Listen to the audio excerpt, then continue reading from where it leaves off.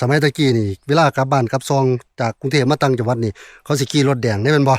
ว้ายรถแดงนี่รถตะกี้นี่รถแอร์นี่หายากคนมีเงินเนาะจังได๋ขี่ธรรมดาหมู่เฮาเจ้าข่อยก็ขี่รถแดงที่สำคัญนี่คนสมัยตะกี้นี่บ่มีโทรศัพท์บ่มีซาวเบาเด้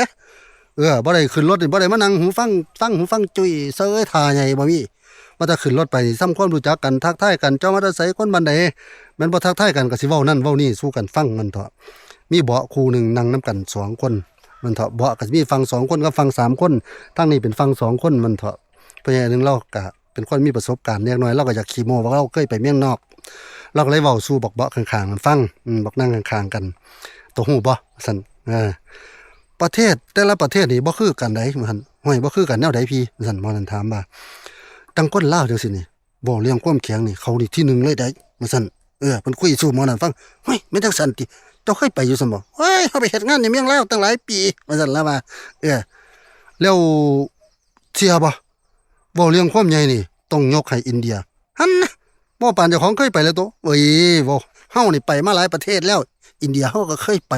ความใหญ่ความยาวของเขาเลยล่ะคือลือดื้อห้ามโป่งแขนโป่งเด็กน้อยนี่มึงว่าซั่นเพิ่นเว้าสู่กันฟังนะแล้วบัดทีนี้ตัวเสียบ่เสียอีหยังอีกบาดนี้หั่นว่า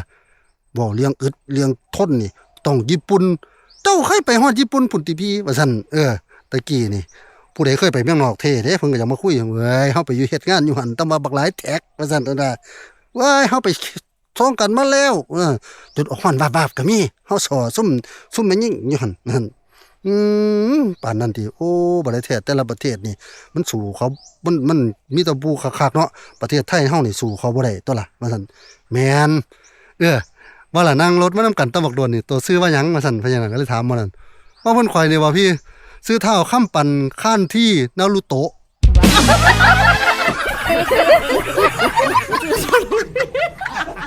เทินเลยมันเถาะ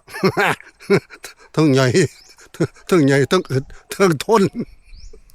เท้าคำปั่นข้านที่นารูโตะ